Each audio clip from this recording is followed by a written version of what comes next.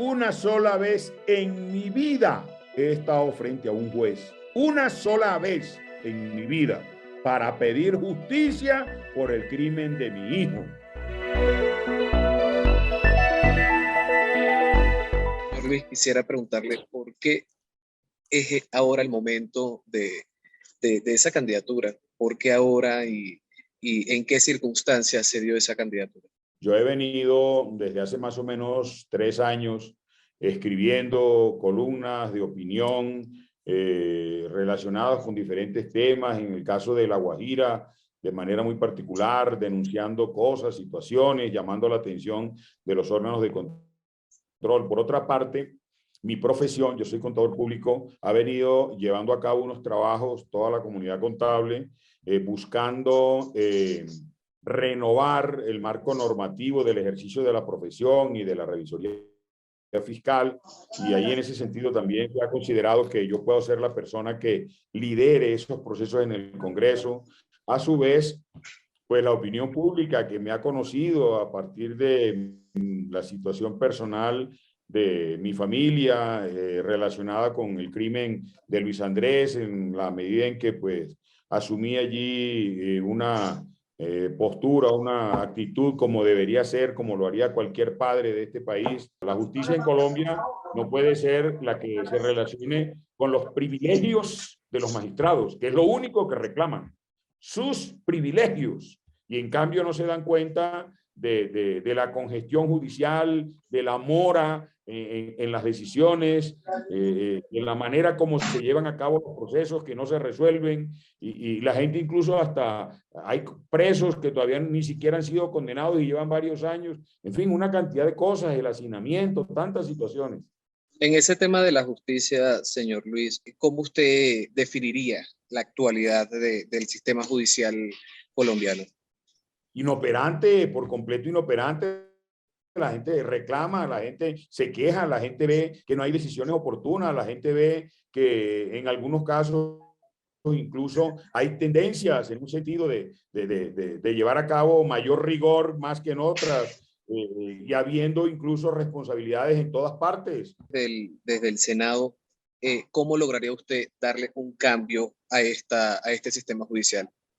Por una parte, pues promover las iniciativas que sean necesarias para lograr que efectivamente todo este modelo sea más eficiente, ¿ya? Y por otra parte, pues apoyar los trámites que se lleven a cabo y que vayan en dirección de mejorar las condiciones de aplicación de justicia en este Colombia. Tiene algunas propuestas en áreas judiciales, lo que usted me comentaba de contadores públicos. ¿Cómo ha sido ese recibimiento?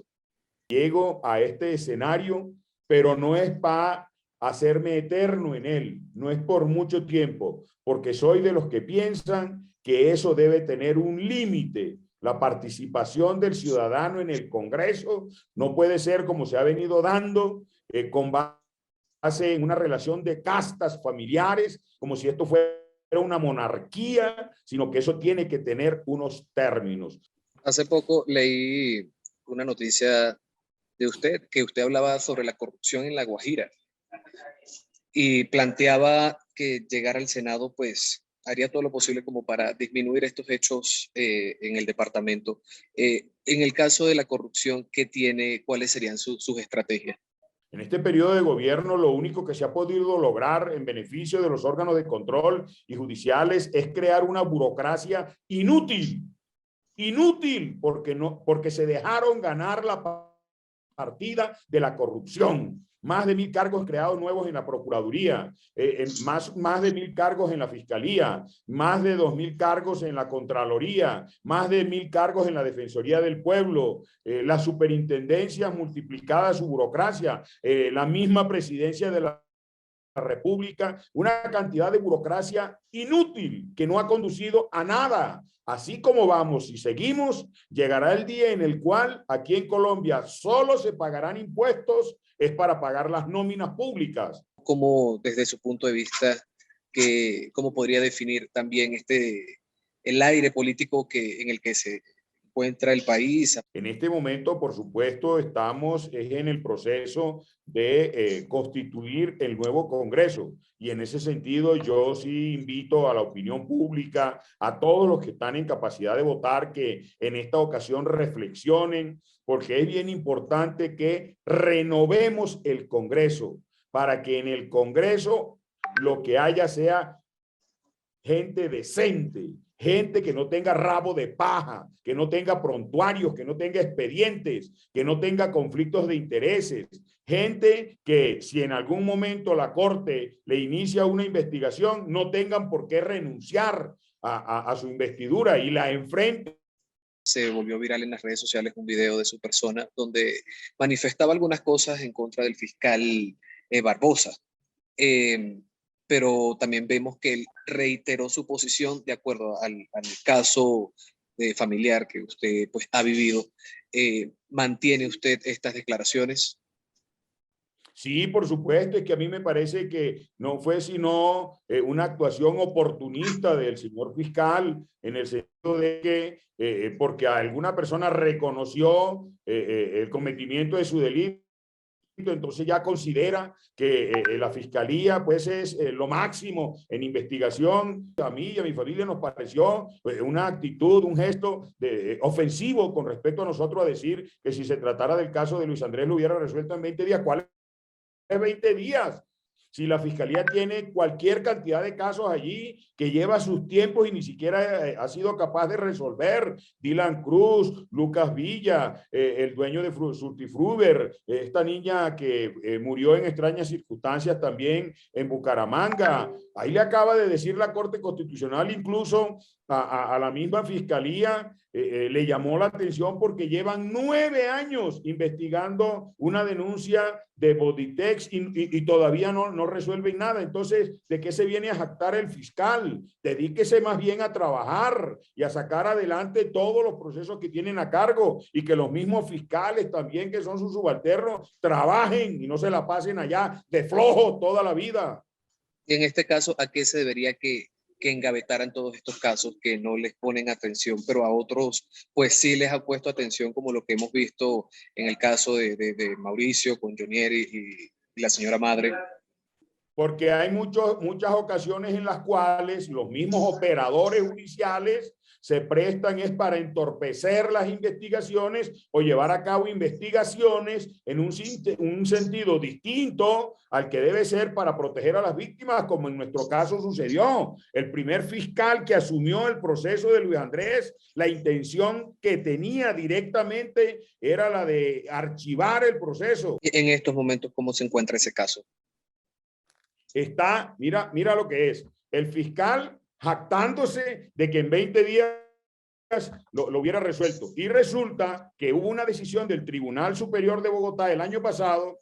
El doctor Jaime Lombana apeló a esa decisión, recurrió a esa decisión ante la Corte Suprema de Justicia en casación, y la Fiscalía no intervino, no participó en esa casación. Entonces, ¿quién lo entiende? Que no venga aquí a jactársela de lo que no es, porque ni siquiera formación tiene para haber desempeñado ese cargo. ¿Qué propuestas mantiene usted, ya volviendo a la arena política, como tal para La Guajira?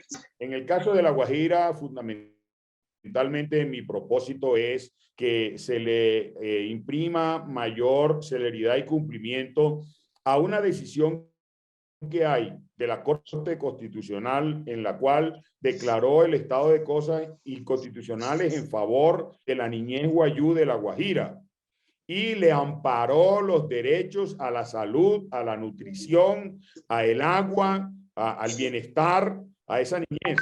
Y le ordenó a 17 entidades públicas que elaboraran un programa de trabajo para resolver esos problemas de los niños de las comunidades guayú de La Guajira, que se mueren de hambre. Todos los días se muere un niño guayú de hambre, de desnutrición. Eso nos debe dar es vergüenza, para que efectivamente los recursos de las regalías se apliquen conforme corresponde para mejorar las condiciones de vida, de necesidades básicas insatisfechas para los habitantes del departamento de La Guajira, y no como sucede ahora, que el gobernador se jacta de ejecutar, de gastarse, sobre todo en época de campaña política, 340.000 millones de pesos en recursos de regalías en obras ornamentales. Construir una piscina en un municipio donde ni siquiera hay servicio de acueducto permanente. Primero, hay que resolver los problemas básicos de la gente: salud, educación, saneamiento ambiental, incluso infraestructura vial. ¿Cómo es posible que no se mire, ni siquiera se haya considerado la construcción de doble calzada que una por completo el sur y el norte de La Guajira, desde el río Pereira hasta Uribia, en el extremo norte, cuando han habido los recursos suficientes para que eso se pudiera construir? Por último, señor Luis, ese mensaje que por lo visto que usted ha mencionado mucho, lo de justicia y querer como darle un posicionamiento nuevo a nuevos políticos. ¿Qué mensaje tendría usted como tal para el pueblo colombiano? Que el 13 de marzo, igual que yo, vamos a tener la oportunidad de ejercer el máximo derecho que tiene la democracia, que es el de votar. Se haga un acto de reflexión profunda para que de una vez por todas o por primera vez elijamos gente decente, gente que llegue al Congreso comprometida con trabajo. En todas las listas de todos los partidos hay gente decente, hay gente que se puede seleccionar por la cual votar. Yo invito a la ciudadanía a que haga esa revisión y votemos por gente decente, gente que no tenga expedientes, que no tenga prontuarios, que nunca haya sido señalada por la justicia ni por actos de corrupción. En mi caso, discúlpame, con humildad, pero lo tengo que plantear. Una sola vez en mi vida he estado frente a un juez, una sola vez en mi vida, para pedir justicia por el crimen de mi hijo. En lo demás, desde 1982 que estoy trabajando, desde 1982 que estoy trabajando, ni siquiera he sido llamado a una versión libre.